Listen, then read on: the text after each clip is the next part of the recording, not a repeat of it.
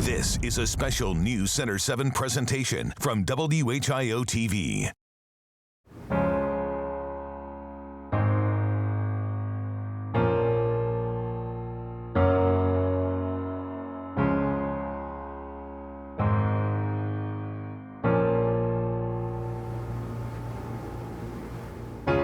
I just keep thinking that it's still unbelievable to me, unfathomable, that we would have 15 tornadoes in one night. Now we're getting a tornado emergency. We have several tornado warnings that are ongoing in the Miami Valley, and this is a dangerous situation that has been ongoing as this, I'm sorry, I'm getting choked. I'm thinking people are dying. We do now have one confirmed fatality in Salina. So we have been going all morning, hoping that moment wouldn't happen, but it did. She told me that losing Dale, their next door neighbor, Dale Hanna, those were the only tears she shed. This was much different because it tore apart the Miami Valley. WHIO just learned a tornado that hit Trotwood and Dayton was in fact an EF4 tornado. Yeah, I'm looking around and I just couldn't believe what I was looking at. What I would basically describe as an entire neighborhood leveled. And I know that it's just going to take a really long time to get everything back together. I'm happy that there were many lives saved. And that's probably the most amazing thing to me.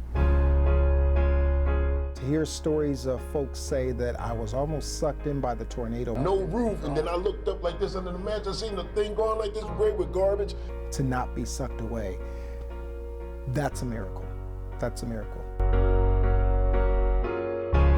It hit everywhere in so many different places, and everyone is coming together from other places. They didn't need to know their first name or their last name. They didn't even need to know their address.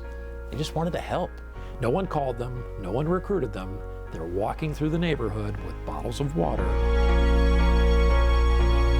What I think it's done more than anything is bring the community together.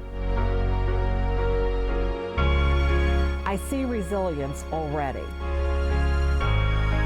And I know we're strong. We are 937 strong. We are Miami Valley strong. We are Dayton, Trotwood, Brookville strong. And I know that we will bounce back.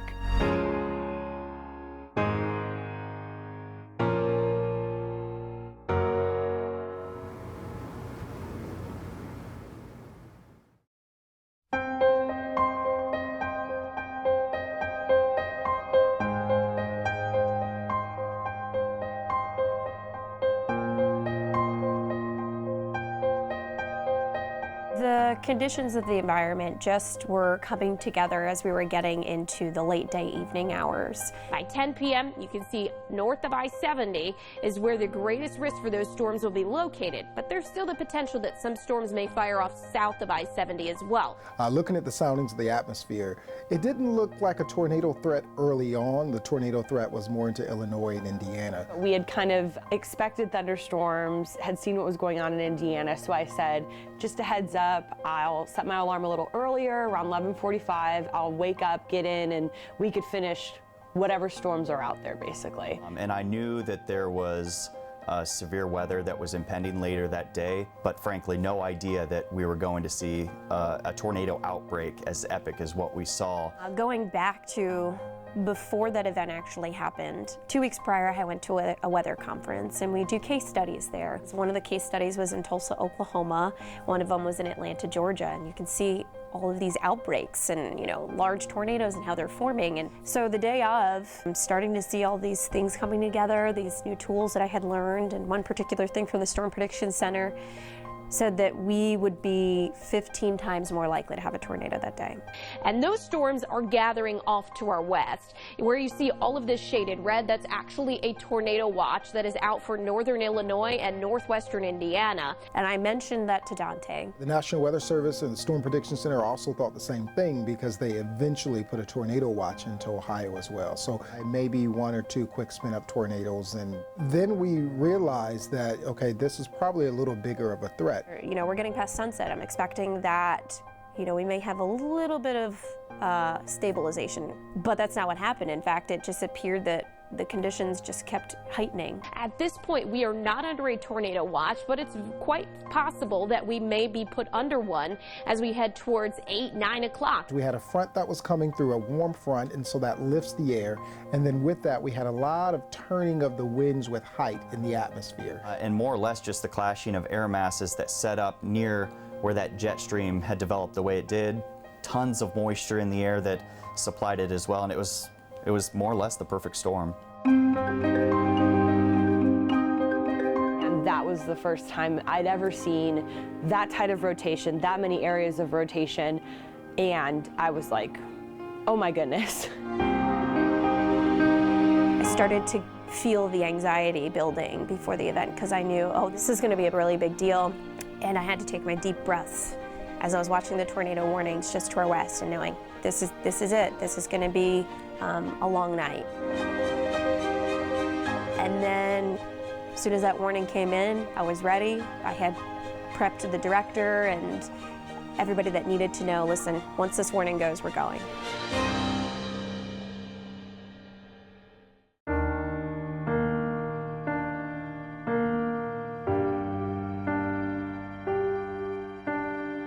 McCall, possibly severe weather tonight. Yeah, we have another round of thunderstorms developing to our west. You can see there is a tornado watch out for northwestern Indiana. We'll keep an eye on those storms as they move on in. And I said to Cheryl, we're probably going to be here late tonight. Before I left, I said, am I okay to leave? You don't think any of this activity is going to start right away? She goes, you'll probably be fine till after 8 o'clock.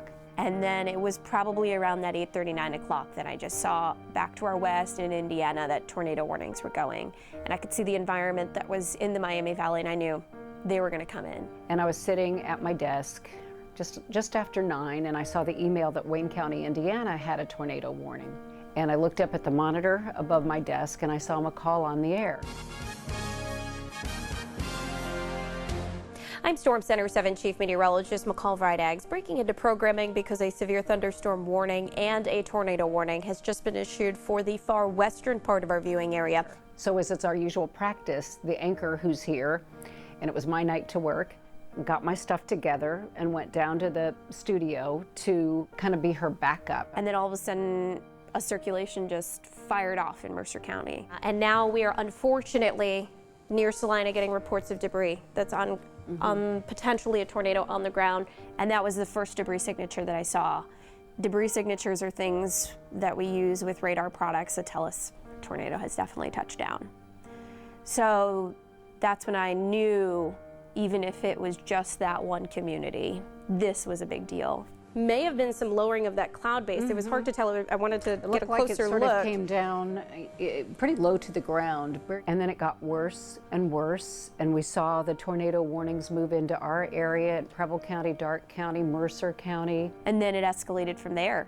Then we had a couple of circulations that were going into Miami County and up towards Ludlow Falls and Laura. That one showed a debris signature. That was the one that started to make me emotional. You're part of a sturdy structure. Get there now. This is a dangerous situation that has been ongoing as this, I'm sorry, I'm getting choked. I'm thinking people are dying. I thought it's very likely right now that people are losing their lives. They're suffering serious injury. I knew people were losing homes, belongings, and just thinking chances are people are dying right now. And I hope that they were watching. We need to be in our safe spots right now, Cheryl. They have tornado sirens going off. I could tell. I mean, I know them. And with the warnings popping up and the way that they handled that, I could tell that this was something. All I could think of was, what can I say that's going to keep people safe? What do they need to hear right now? Get the bike helmets on them. Put them in the basement, put the helmets on them. Do whatever you can to stay safe. We care about you. This is not a time to think about anything looking silly. Please stay safe. Then a couple more circulations popped up in Auglaize County. We had one that eventually was in Logan County. And this is potentially a tornado that is forming. This is the one just to the west of New Madison. Before long, she's dealing with 6 tornado warnings at once. Pretty much the same time the Ludlow Falls thing is happening, that massive circulation starts in Montgomery County. And now we're getting a tornado emergency coming in for Montgomery County. That is the highest level of warnings that you can get for this type of situation.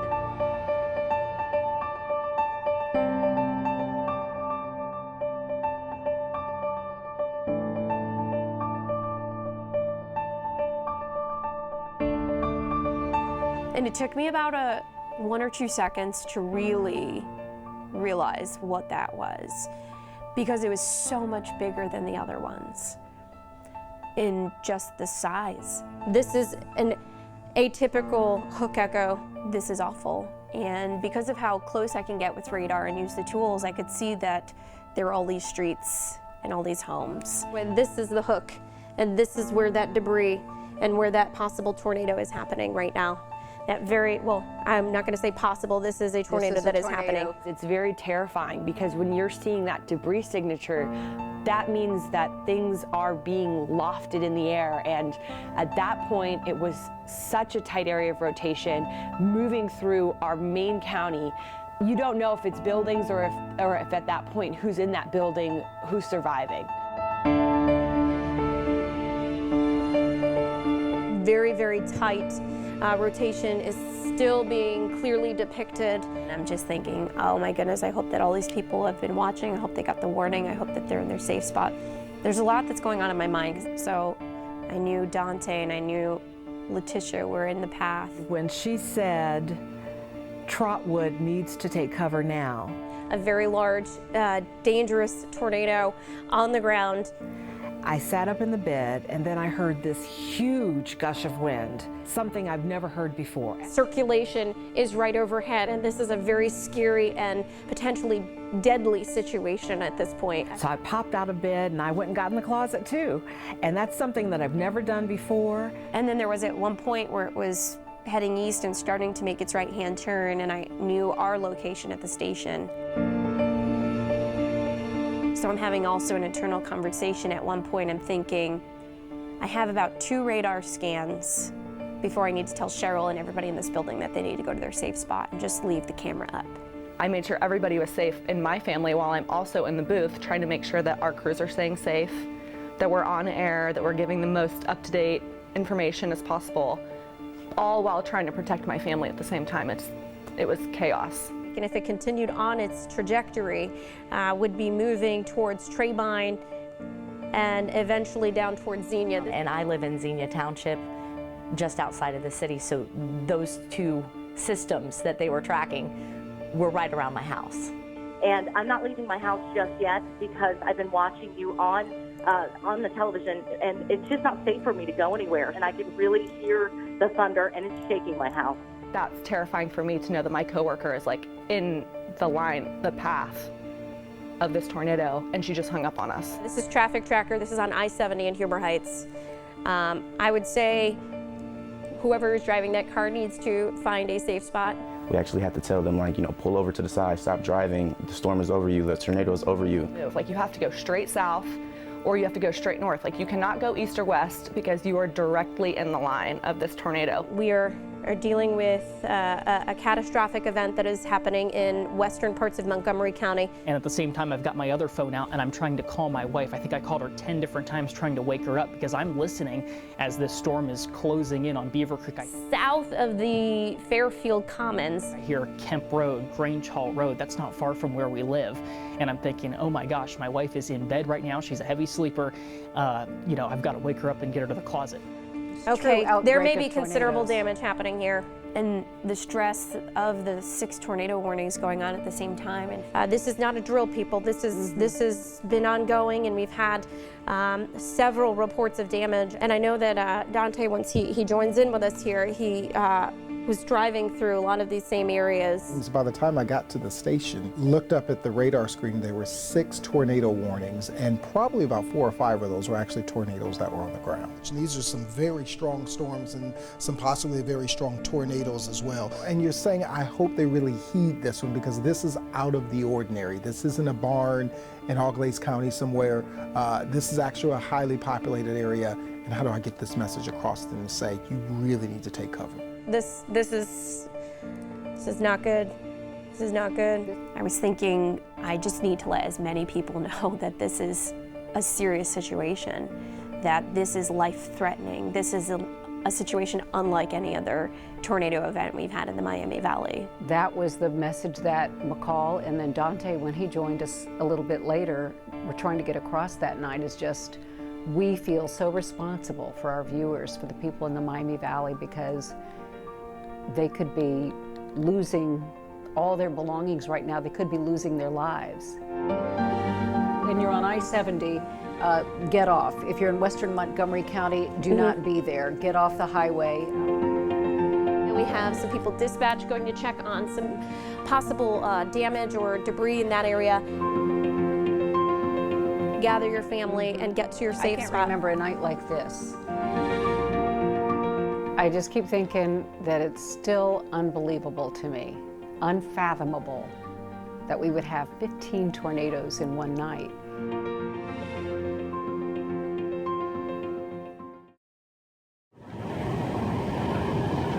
I was in high school when the big EF5 hit Xenia, and some of my friends were affected by that, and that became the benchmark by which all of our storms, our tornadoes, were measured.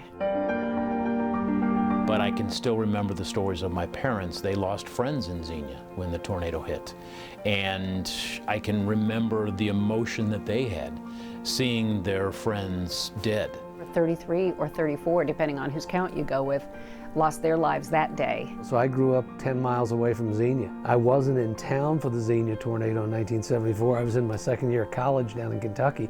But I came home real quickly that weekend and saw the devastation. And I mean, for Xenia, they were almost flying blind. Like, we were lucky that Gil Whitney was able to call out a few of those communities in Greene County. That was a big deal. This storm is severe, a massive storm. The track indicated by the hook in our radar screen. But at that point, we were lucky we had a radar on television. If you can go ahead and pull up Max 2, I'll go ahead and step in front of the screen. So we have 2 tornado warned storms. By far, technology was one of the biggest reasons that lives were saved in this outbreak. Our radar is closer to that position, and we're able to see things better and at a higher definition than the other radars surrounding us.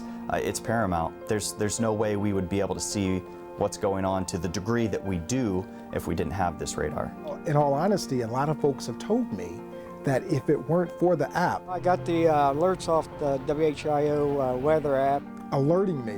And it was accurate. And letting me know. Went down to the basement. People were getting those alerts right on their phone, and they had 10 minutes to get inside. So again, from the National Weather Service, a confirmed tornado, and then me being able to tune into you all on the TV side to realize what was going on, I would have never known.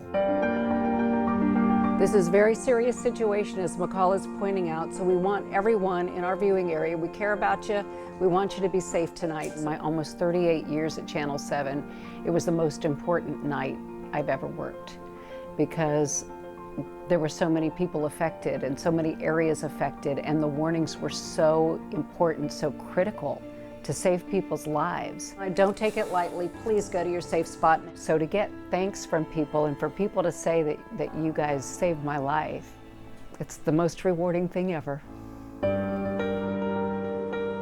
Everywhere I go, I hear thank you to Cheryl and to McCall and to our entire team for what we do. Thank you for warning us, for telling us. Thank you to your meteorologist. Tell McCall, thank you. It was her humanity and the tone in her voice that made us realize, oh, we got to go to the basement now. I kept hearing stories about people telling me, you know, their husband's always stubborn about storms, doesn't want to go downstairs, doesn't want to go in the basement. You need to be in your safe spot, as there's the possibility of some rotation there. McCall got through to their husband, and that he finally went to wherever the safe spot was. I'm sorry. At first, after it all happened, I was somewhat, I don't know if embarrassed is the right word, that I got emotional, because my job is not to get emotional, my job is to be there.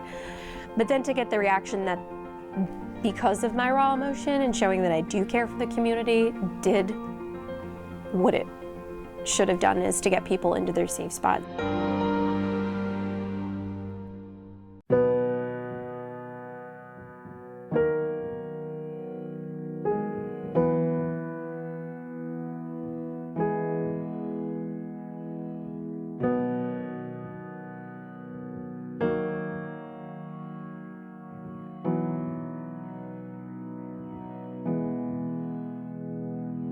And Sean Cudahy's on the phone in Salina. Sean, what are you seeing?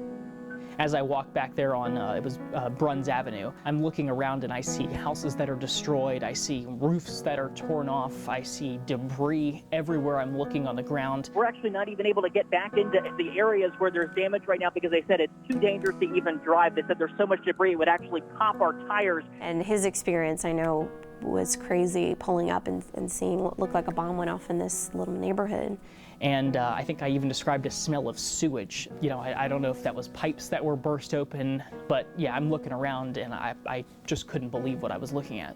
What I would basically describe as an entire neighborhood leveled as part of that storm earlier this evening, houses just absolutely destroyed. Thinking that that was just one of them, to think that that happened in a couple other locations that we couldn't even get to at that time. Daylight will really show us what we're looking at, but right now, even in the dark, you can see the devastation. You know, you had to work to hold back the tears. It was just heartbreaking. Immediately they said, we need you to get out to Brookville. The roof of the school is gone. So we got out there, it was around 1 a.m. at that point. From the front of the school, it doesn't look like there's much damage. Because it was so dark, we weren't able to see the damage that had been done. I knew it was real listening to it on the way in. It hit a different level when I saw it. And I said earlier, we couldn't find the roof to the high school. It was blown back behind there. So when I realized that the entire metal roof was gone, hopefully there was no one inside at the time. What are these kids going to do for the next week? These trees are down everywhere. By that time, I was getting alerts that there may be people trapped in Greene County, in Beaver Creek, specifically around Grange Hall, Kemp Road. And traffic doesn't see the trees down. It's just dark. We're going to stop this driver. Hey, don't go. Excuse me. Sorry, this is what we've been doing today, trying to make sure. It's so dark, you just can't see. Sorry about that. Don't want you to be safe. And they did come back and they told me thank you because they didn't see it. They didn't see the wires. Working in the morning, we were there as people were coming outside for the first time. Roger, can you tell me, you said this woke you up last night? Yes, it did. I was about to sleep about 11:30 and I heard a loud crash and a noise. I walked out and this is what I seen. So that was very, very hard to just still do your job and be a reporter and tell everyone else what's happening as these people are coming out of their homes and realizing that everything they've worked for is gone in just one night. It's destroyed me. Once I went into work and then I saw the damage for Beaver Creek, I realized this wasn't just a one city tornado. Everybody had extreme damage and there were a lot of people that were going to need help. But when you get into the neighborhoods and you're talking with a woman who, you know, my 90-year-old neighbor barely got down to her basement before her house came crumbling on top of her, and you see them start crying, how do you remain okay, impartial, and strong in that point? The Xenia tornado was a special devastation because it tore apart one city. This was much different because it tore apart the Miami Valley.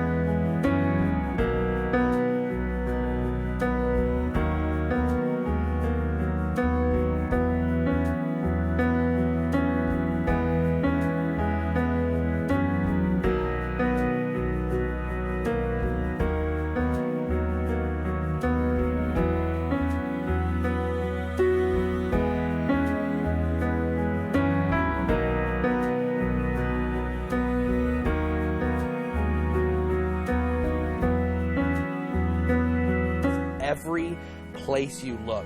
Dozens of communities heavily damaged, if not some destroyed. So that was a surreal moment to see the helicopter that I had spent so many hours of my career in, now above the devastation here in the Miami Valley. While I was on TV watching it, I got a sense that Trotwood was one of the hardest hit areas. It's a very difficult situation right now as that we have so much damage. I remember the first time we showed Hara Arena. We've got some take a look. This is my neck of the woods. This is the former Hara Arena there on Shiloh Springs Road in Trotwood. But if you could have seen my face, I just was heartbroken. And then the injuries started coming, and we confirmed a couple of people were in the ICU. Upwards of 80, I think, injuries around the Miami Valley that we have counted so far. We did expect those numbers to go up. So far, still no deaths, which is the good news. I'm going to interrupt you here. Yes. So there was a turning point in the broadcast for me where I basically stopped doing everything. This is the most unfortunate moment of the morning broadcast. We do now have one confirmed fatality in Salina. So we have been going all morning hoping that moment wouldn't happen, but it did. That someone had lost their life. It was emotional for me. His next door neighbor, the couple we talked to, they lost their home. They survived because they got into their basement at the last second. I kept saying it's a rumbling. It sounds like a train. Run now. The wife, Wendy, she told me that even after losing their home and after all that damage we saw, she told me that losing Dale, their next door neighbor, Dale Hanna, she told me that those were the only tears she shed. This, it's a life. He didn't make it. I don't care how often you cover a natural disaster, it still impacts you because these are people's lives. There was a gentleman who lost his home near West Milton.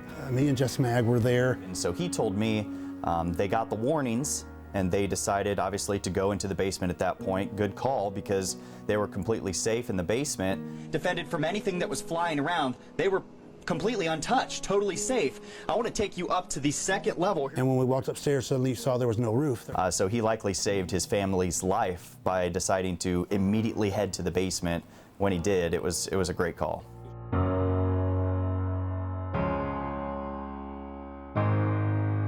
"11 years of memory in rubble, it hurt, sadness, fear." People were really questioning at that point, where's my next meal gonna come from? How am I gonna feed my kids? I've got a hole in my house, I have so many different problems. You're broken down and tired of living life on a merry-go-round, and you can find that fighter, and I see it in you, so we gon' walk it out and move mountains. We gon' walk it out and move mountains. We had 100 hamburgers, 100 hot dogs, and some water. We were going to cook it up and serve a hot meal for dinner. People were so grateful to even get like a bag of chips, a hot dog, a hamburger, and you would have thought that they had won the lottery just because they got this meal from somebody. It just feels good helping out the local community and helping everybody out. I heard a lot of grateful people. You don't understand how much this means to somebody right now. Just thankful for life. This is your home. Bless you. And thankful that their neighbors were still here and they could share in their horror stories. And that's really what it was.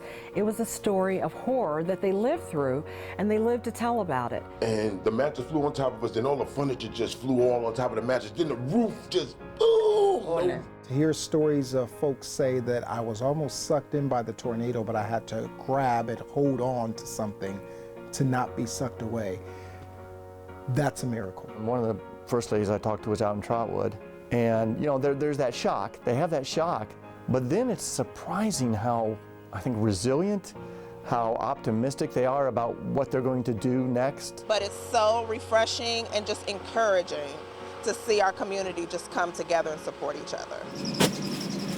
If you look at the damage, and I tell people this all the time, my pictures really don't do it justice. You have to see this to understand it. And I decided I wanted to go see what was in there. I was looking for something that would say something church-wise. You can see the roof laying down on the pews. You see the picture of Jesus Christ walking on the water. So I think that kind of says it all. These people are basically walking on water because they survived this. And that's probably the most amazing thing to me, is that one person lost his life. And as tragic as that is, for so much destruction to happen all over the place and not a lot of serious injuries, I think is pretty short of amazing.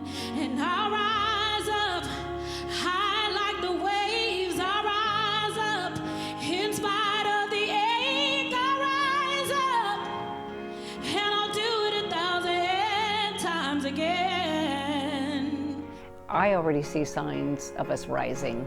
I see a lot of positive things happening. People who thought it would take weeks or months just to get their yards cleaned up. People came in one weekend and helped them, and now they're feeling a lot better about it. There's a lot of good that's going to come out of this. I am blown away how amazing the Dayton area is. I was out in Trotwood and was talking to people whose houses were just torn apart, didn't have food, didn't have water, didn't have lights, and they were just, happy to be alive, grateful, thankful. They're just pleasant people, and yet there's total chaos going on behind them. It's like a juxtaposition to see that in the background and them in the foreground standing so strong.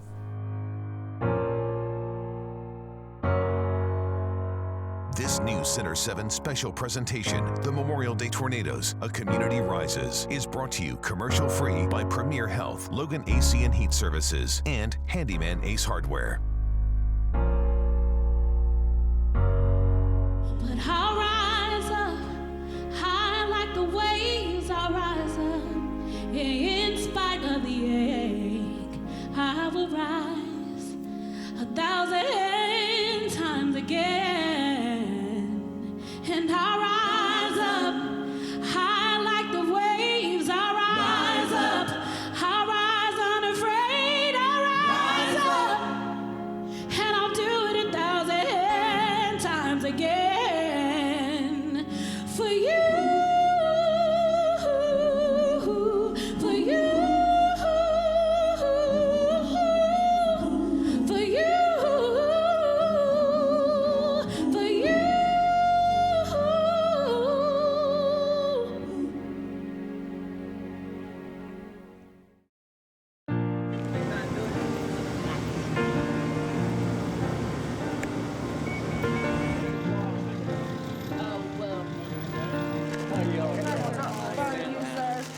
As horrible an event as it was, it's such a unifying event too.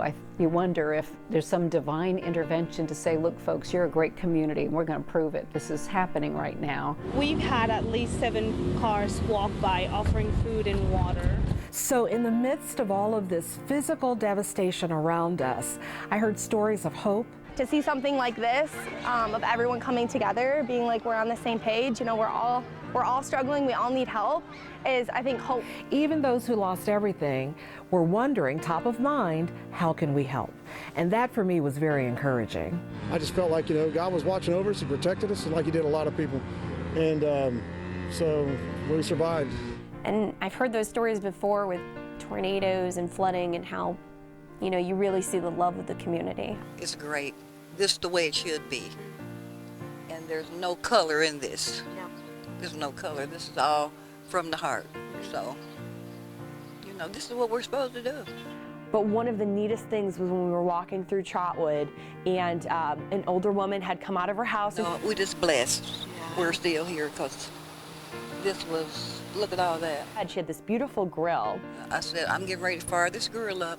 I'd rather cook my meat than let it spoil. And I was like, Janet, that was so sweet of you. But she did. She just was so nonchalant and just had such a, I'm fine though.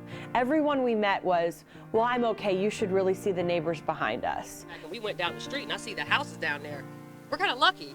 Like, I just felt like the whole house was about to move. Even that first day, we're talking 12 hours into this storm, going on 24, and people are just in this Northridge community just swarming.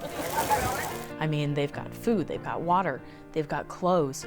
And, you know, I am mid-interview with this woman, and these people come up and they're like, do you need anything? You know, can we do anything for you? Are you a praying person? Can we pray with you? Dear Heavenly Father, thank you for keeping these folks safe. But just the human-to-human compassion, it was just insurmountable. Such a beautiful moment, and you know, the woman is in tears. I'm over here almost in tears. And that was just the attitude of people, though. What can I do for you? After I'm done with you, like, I'm gonna go to the next house and the next house. It never stopped. You will be totally blown away. All you have to do is walk through the neighborhood. You'll find volunteers there. You'll find people who are donating water. Yeah, I just really want to help my neighborhood, help everybody in the community. I saw people just literally, no one called them, no one recruited them. They're walking through the neighborhood with bottles of water to give them to anyone who will take it. Going all over. Whoever needs water, they're getting it. You look one way, there's kids carrying big pallets of water. I mean, you don't have to look far to find people helping, and I think not just I, but folks that I've talked to that have suffered have been blown away by the way this community has stepped in to help. And there's this little guy, and he was 4, 5, 6 years old, but man, he was carrying that case of water. Yeah! And he was helping people showing up, don't even know so many of these victims, but they didn't need to know their first name or their last name. They didn't even need to know their address. They just wanted to help. And you know what? It's that human spirit and that resiliency that we have. At the end of the day, I couldn't be more proud of. Is when you literally see neighbors helping neighbors, communities coming together to do everything that they can. It's not necessarily a story that we did, but you see the video, we talk about it, but then you drive around and you see people just setting cases of water and some food on those street corners, and not, trying to hand it out or anything like that, but just setting it there for people to come get as they want. Everybody was really resolved to, hey, let's clean up, let's help our neighbors, let's get things done. I have raked up my yard with complete strangers.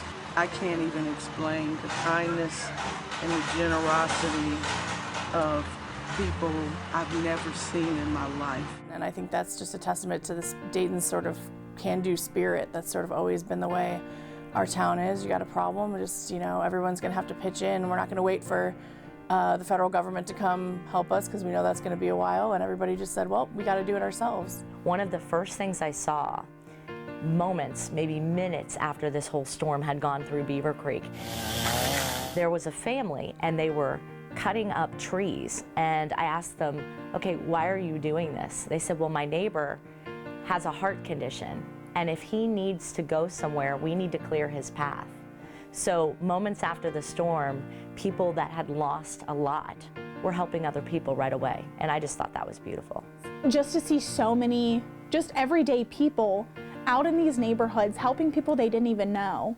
I was at Brookville High School, students who graduated and who are, coming up. It was kind of upsetting because I finished my whole high school career there and it's just got ruined in one night. I said, it's your summer vacation, what are you doing? And they're spending it volunteering.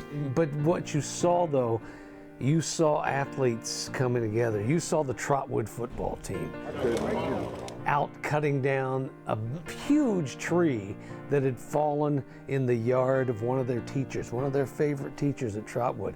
She do everything for me in the school, keep me good, make sure I ate good in school. I gotta help her. It wasn't just a teacher.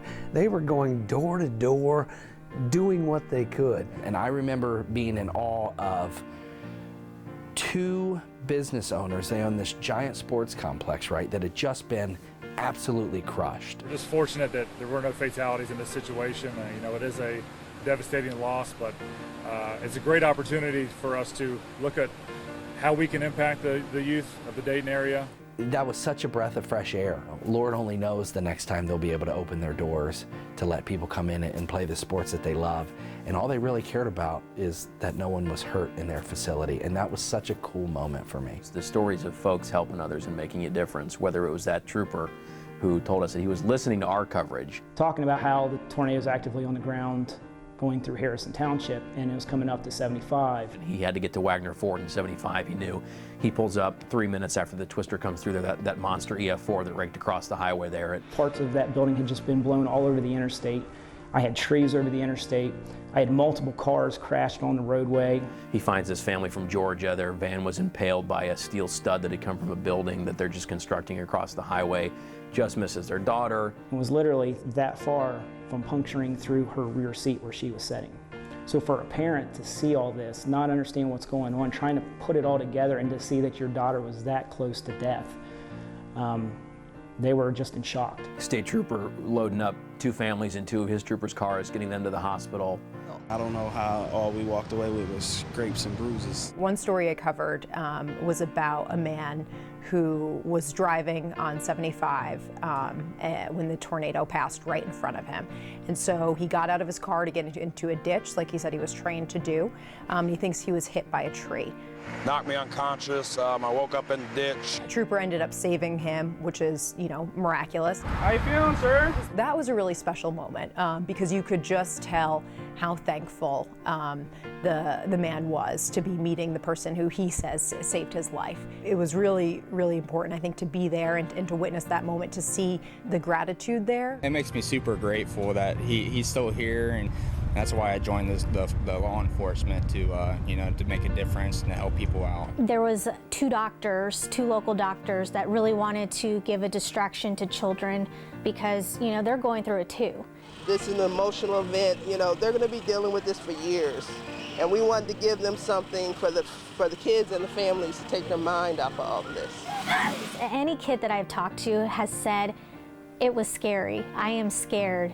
I'm afraid of future storms. I'm scared of loud sounds and tornadoes and rain. If it thunders or rains, I feel like there's going to be another tornado. I know sometimes children might not talk about what they're feeling or how they're feeling about it, but I think it's just so cool to see that people are just doing little things. Let them run around, play some games, and just enjoy being a kid and not have to worry about the devastation. Whether it's making food, throwing a little party for children, or just, giving a smile about this all, or just talking to them, I think that's what's really neat, how this community is really coming together just to help each other. I think the example of that for me was I talked to Catherine Claiborne's husband, and that's the Harrison Township woman that had been reported missing just a couple hours before the storm hit, and then 8 days after, searchers finally found her.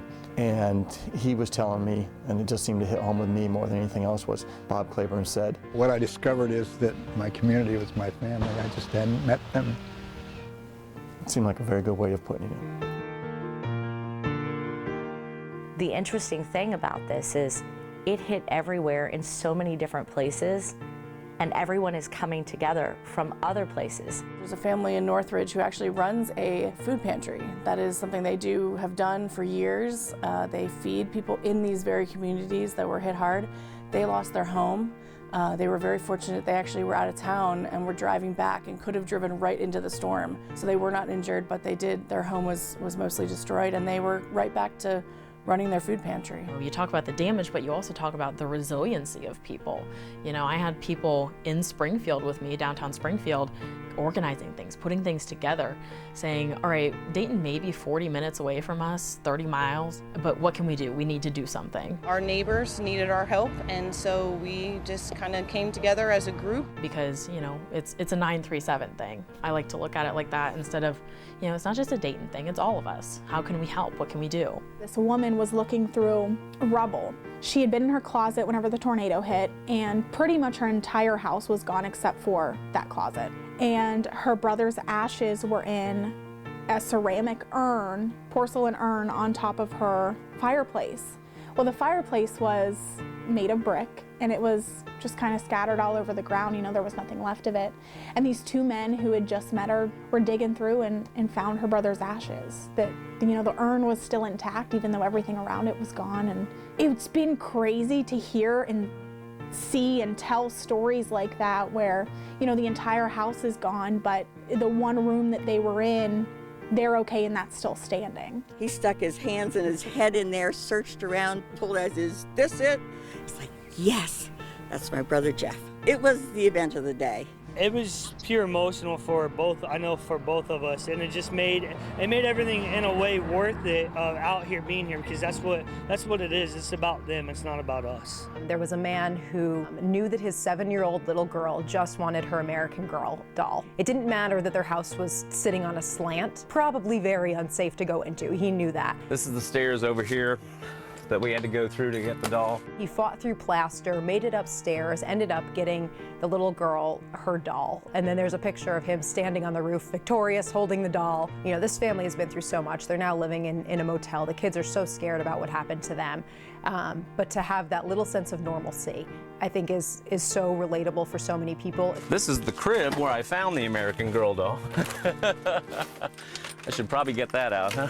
The crib, I don't know if it's like gone or broken. Timothy trusted us with this important update. It's in our car right now. What? Oh my God. Do you want to go get it? Yeah. Yeah, let's go. Oh my God. Tucked away safely in our news car. I'm feeling really happy. Was the crib. Oh my God. That upped the emotion. Now I feel super, super happy. Like really happy. So seeing that really personal connection and the happiness come from such a tragedy has been really special. I'm big on Twitter. I'm a huge follower of all kinds of people, mostly politics, but a little bit of, for entertainment purposes, a lot of comedians who come through the Miami Valley. One of those comedians, his name is Mike Birbiglia.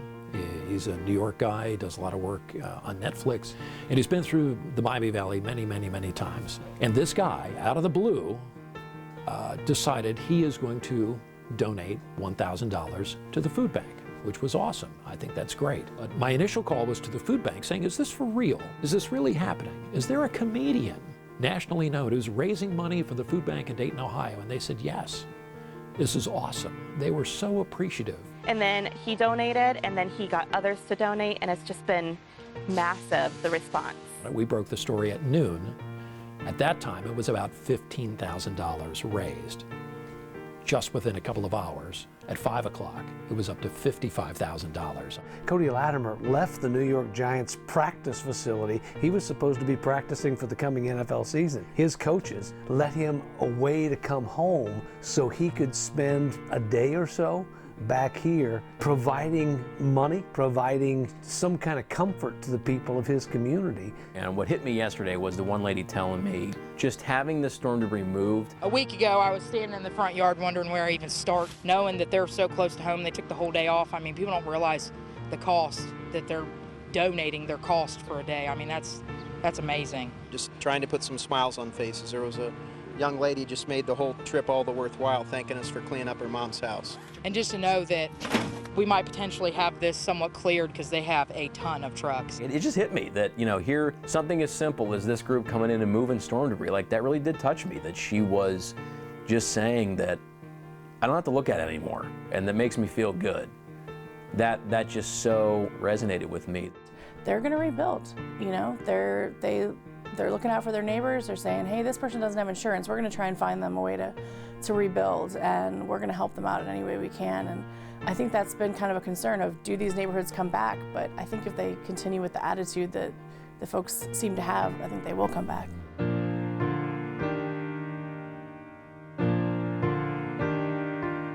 Through it all, I've never doubted that the Miami Valley is going to rebound from this and be even better.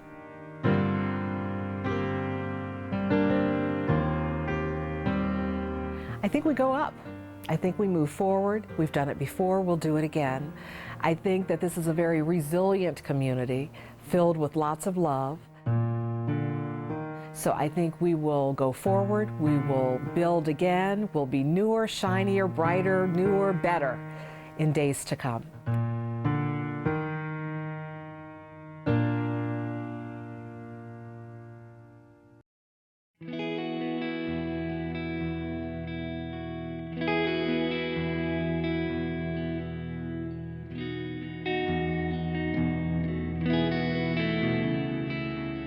In this part of the country, it's been rough for us the last 15 years. But man, we got tough people here. We have people who are resilient, people who are going to get back up off the ground and go to work. The Miami Valley has a long, long history of coming together after all kinds of calamities. Probably the biggest was the flood, 1913. That attitude permeates into something like this. We have the flood and we're going to make the best flood control system in the nation, right? We have this happen and we're going to come back so much stronger. We're going to figure out how to fix things and do it better than anybody else. The city had to figure it out itself.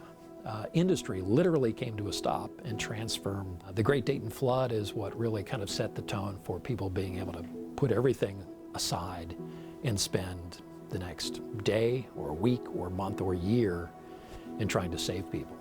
The resiliency is there, and it's already starting to shine through with all of the organizations and just the individuals, individually and collectively that are coming together to help in some way, whether that's making sandwiches and passing them out, whether that's going through your own closet and picking out clothes that someone else would really appreciate now, whether it's helping a neighbor or someone you don't even know move debris and clear their yard. I see resilience already. And they're not really waiting for any government agencies or waiting for anyone else to come and help them. They're doing it themselves. They're rallying around themselves to rebuild. How are you all doing? How are you feeling? How are your spirits? We're blessed. Yes. We're blessed because, we survived. And the pride that I think it brings out in the community, even in our own lives, sometimes it takes a tragic event to get us to take stock in what we have. And so I think that's what's been happening in a lot of these communities. But I know that we'll be fine, and that this community, just in the brief moments I've been able to talk to people, they've blown me away. So I have faith. I have faith in the Miami Valley that we'll be okay. I'm thinking about everyone else, and that is just really hard to comprehend because it just is going to take a lot of time to get these places back together completely. And I think that that's kind of the emotional roller coaster of it all. It's not done, and it's going to continue going. And then not only that, these are people's memories that, will continue with it. I've seen the resiliency of this community, and man alive, it is just as powerful as some of those storms that rolled through. It's gonna take us a while. It's not gonna be quick. We're gonna be okay, and we're gonna get through it together. We have a long way to go. Some of these areas, it's going to take them many months, maybe years, to completely recover. Food is what tornado victims need right now, and they will need that food in the coming weeks. Immediately, our employees wanted to help. We found out food was the #1 need. Some people lost everything, or couldn't go to work, or make it to a grocery store, or didn't have power for a refrigerator.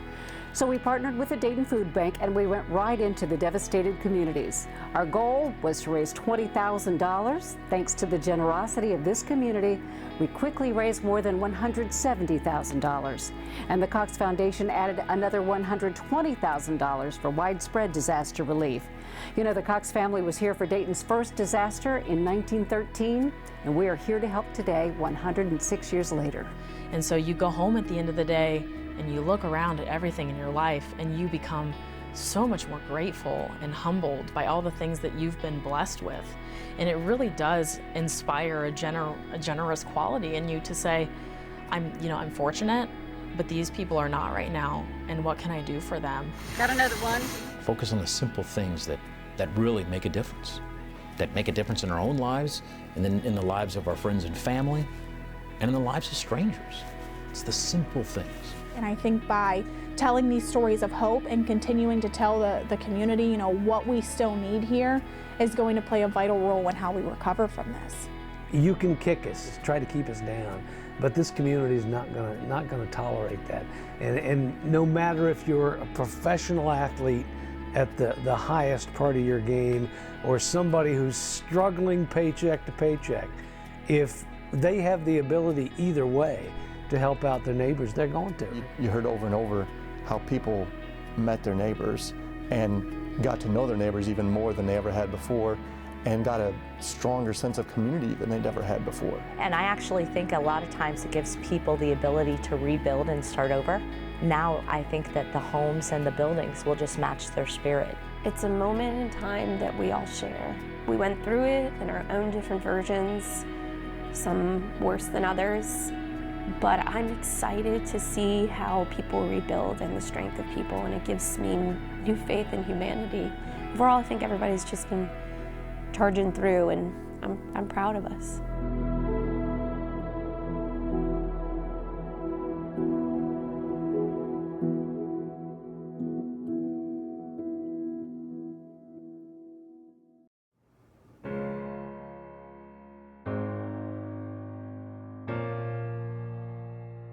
Throughout this Newscenter 7 special presentation, you've been hearing portions of a song called Rise Up. A line in that song is similar to so many tornado survivor stories we have seen and heard from across the Miami Valley during the last month. It says all we need is hope, and for that, we have each other. We leave you now with Omega Baptist Church choir members singing that song over images of hope from our community. And from all of us at Newscenter 7, thank you for watching A Community Rises. You're broken down and tired of living life on a merry-go-round, and you can find that fighter, and I see it in you, so we gon' walk it out and move mountains. We gon' walk it out and move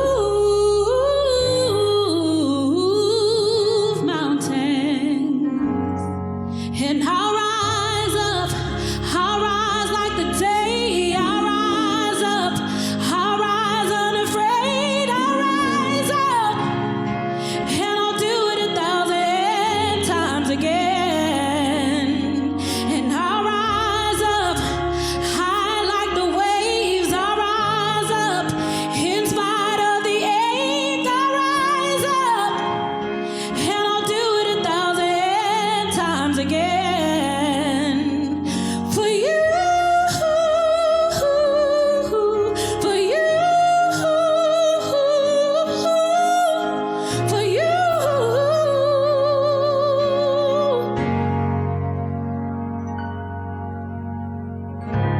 When silence isn't quiet and it feels like it's getting hard to breathe, and I know you feel like dying, but I promise we'll bring the world to his knees and move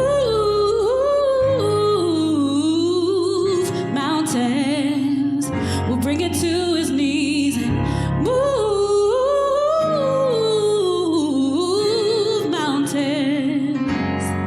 And I'll rise up, I'll rise like the day, I'll rise up, I'll rise unafraid, I'll rise up, and I'll do it 1,000 times again. And I'll rise up, I'll rise like the waves, I'll rise up, in spite of the ache, I'll rise up, and I'll do it 1,000 times again. For you, for you, for you,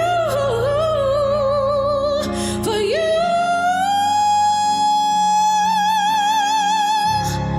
All we need is hope, and for that we have each other, and for that we have each other. Oh, we will rise, we will rise, we will rise.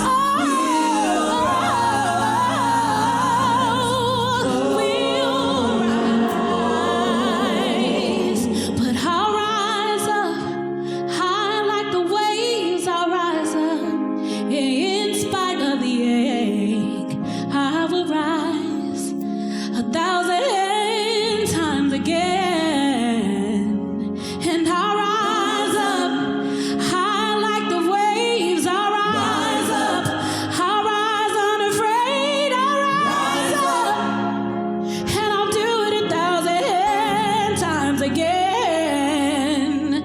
For you, for you, for you.